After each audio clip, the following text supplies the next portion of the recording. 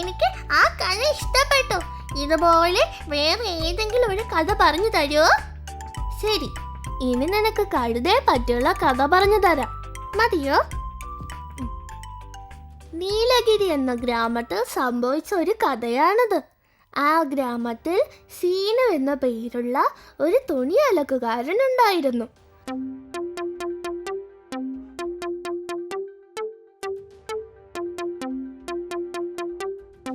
സോമു എന്നൊരു കഴുതയെ അവൻ വളർത്തിയിരുന്നു. സ്വന്തം കുഞ്ഞിനെ പോലെയാണ് അവൻ കഴുതയെ നോക്കിയിരുന്നത്. അവൻ നല്ലതുപോലെ കഴുതയെ സ്നേഹിച്ചു.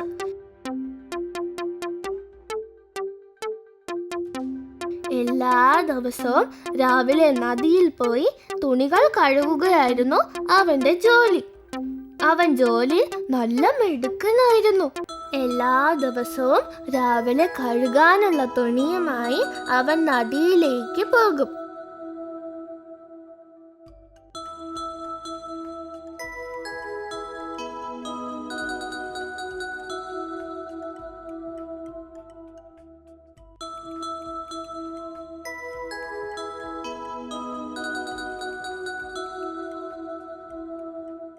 അവിടെ എത്തിയ ശേഷം എല്ലാ തുണികളും വൈകിട്ട് വരെ അവിടെ ഇരുന്ന് കഴുകി ഉണക്കിയ ശേഷം തുണി എടുത്തുകൊണ്ട് തിരിച്ച് വീട്ടിലേക്ക് പോകും. ഇതാണ് സ്ഥിരം അവന്റെ ജോലി.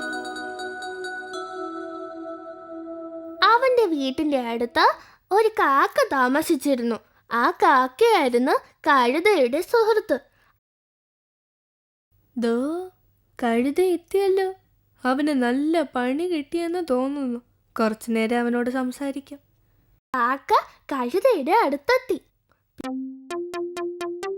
എന്താ സുഹൃത്തേ, സുഖമാണോ?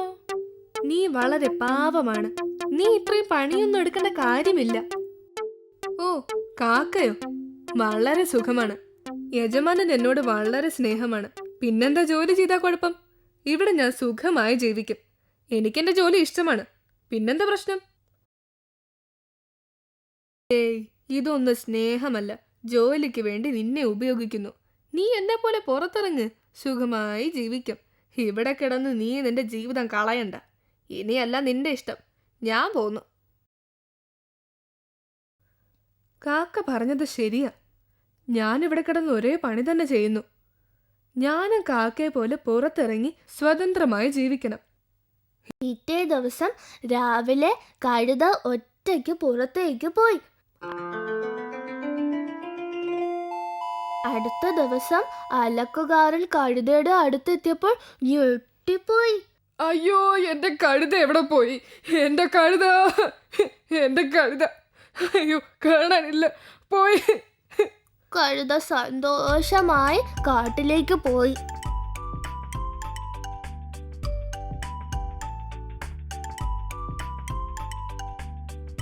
എന്തൊരു മനോഹരമായ കാട്! ഇതുവരെ ഞാൻ കണ്ടിട്ടില്ല. എന്ത് നല്ല രസാ! കാക്ക പറഞ്ഞത് ശരി തന്നെയാ. ഞാനിനി ഇവിടെ അടിച്ചു പൊളിക്കണം. കാട്ടിലെത്തിയ കഴുത ഒരു ആപ്പിൾ മരത്തിനെ കണ്ടു. Hi, apple! ആഹാ, ഈ കാട്ടിലെല്ലാം കിട്ടും. ആദ്യം ഈ ആപ്പിൾ കഴിച്ചിട്ട് പോകാം. അപ്പോൾ ഒരു ചെന്നായ് കഴുതയെ നോക്കിക്കൊണ്ടിരുന്നു.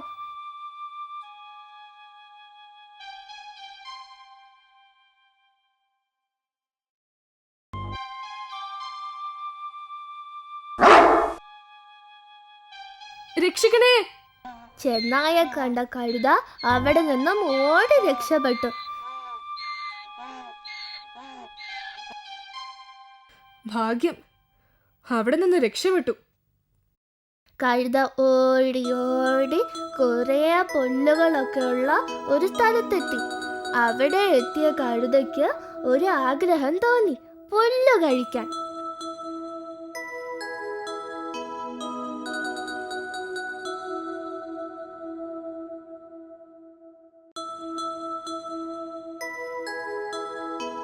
അങ്ങനെ സന്തോഷത്തോടെ പുല്ല് കഴിക്കാൻ തുടങ്ങി കഴുത.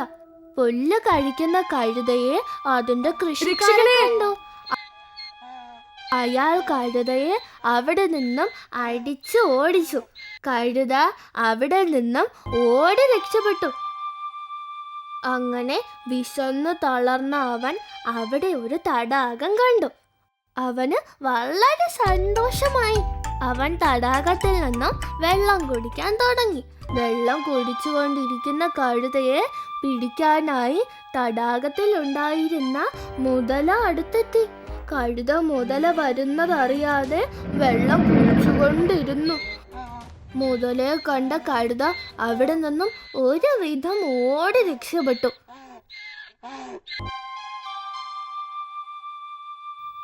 എവിടെ പോയാലും പ്രശ്നം തന്നെ. ഒന്നും കഴിക്കാൻ കിട്ടുന്നില്ല. മറ്റുള്ളവരുടെ ജീവിതം കണ്ട് നമ്മൾ ഒരിക്കലും അസൂയപ്പെടരുത്. ഞാൻ ജോലി ചെയ്താലേ എനിക്ക് ജീവിക്കാൻ കഴിയുകയുള്ളൂ. എന്റെ യജമാനൻ എന്നെ വളരെ സ്നേഹിച്ചിരുന്നു. കാക്കയെ പോലെ എനിക്ക് ജീവിക്കാൻ കഴിയില്ല. വേഗം യജമാനന്റെ അടുത്തേക്ക് പോണം. അതാ എനിക്ക് നല്ലത്.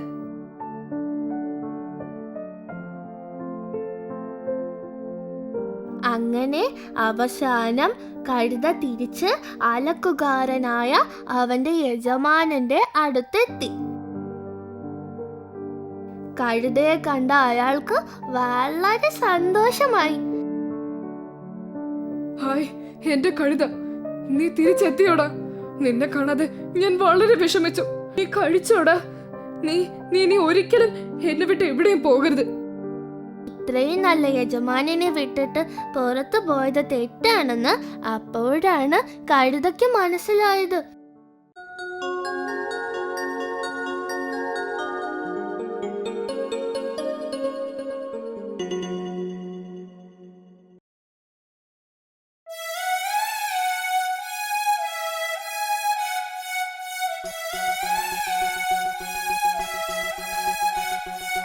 കാട്ടിലു വാഴും സിംഹച്ചാരൊരു പാവം പാവം രാജാവ്. എലി മുതൽ പുലി വരെ സ്നേഹിക്കും പാവം പാവം രാജാവ്. കാട്ടിലു വാഴും സിംഹച്ചാരൊരു പാവം പാവം രാജാവ്. എലി മുതൽ പുലി വരെ സ്നേഹിക്കും പാവം പാവം രാജാവ്.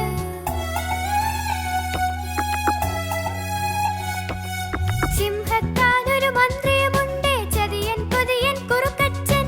സിംഹത്താനൊരു മന്ത്രിയുമുണ്ട്, ചതിയൻ കൊതിയൻ കുറുക്കച്ചൻ.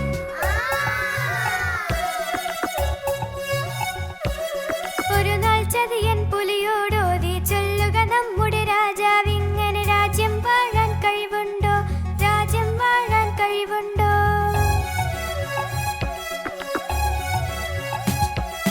കണ്ണുകളുരുട്ടി പുലിയൊന്നലറി, സ്നേഹം വാഴും കാടിതു നമ്മുടെ രാജാവോ മഹാവീരനുമാണ്. സ്നേഹം വാഴും കാടിതു നമ്മുടെ രാജാവോ മഹാവീരനുമാണ്.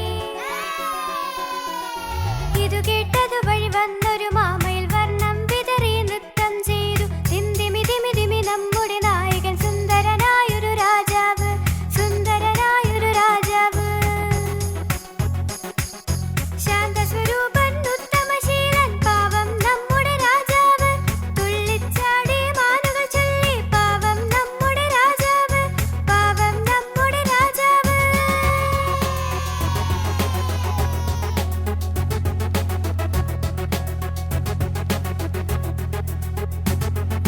മുയലും എലിയും മണ്ണാർ കണ്ണനും ഒത്തൊരുമിച്ചു പാടി നടന്നു. കാടുകളൊത്തിരി കണ്ടു ഞങ്ങൾ, കണ്ടില്ലിതുപോൽ നല്ലൊരു രാജനെ. മുയലും എലിയും മണ്ണാർ കണ്ണനും ഒത്തൊരുമിച്ചു പാടി നടന്നു. കാടുകളൊത്തിരി കണ്ടു ഞങ്ങൾ, കണ്ടില്ലിതുപോൽ നല്ലൊരു രാജനെ. ഭാഗ്യം ചെയ്തവർ ഈ വനവാസികൾ, പാവം വീരൻ രാജാവ്. ഇക്കഥയെല്ലാം കേട്ടൊരു നേരം ഓടി ഒളിച്ചു കുറുക്കച്ചൻ, ഓടി ഒളിച്ചു കുറുക്കച്ചൻ, ഓടി ഒളിച്ചു കുറുക്കച്ചൻ, ഓടി ഒളിച്ചു കുറുക്കച്ചൻ.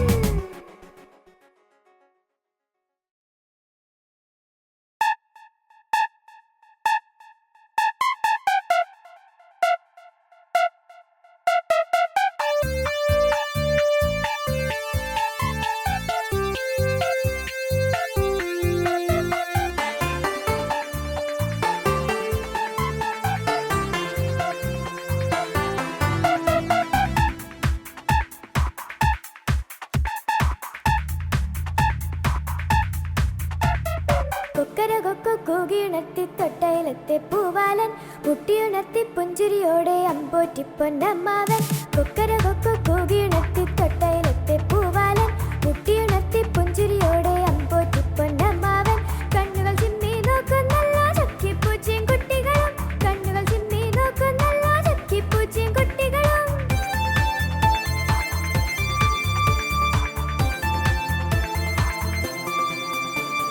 പൂവുകൾ തോറും പറന്നടന്ന് മുത്തം നൽകി പൂമ്പാറ്റ തെങ്ങോലകളിൽ ഊഞ്ഞാലാടി കുഞ്ഞിളം കാറ്റും കുരുവികളും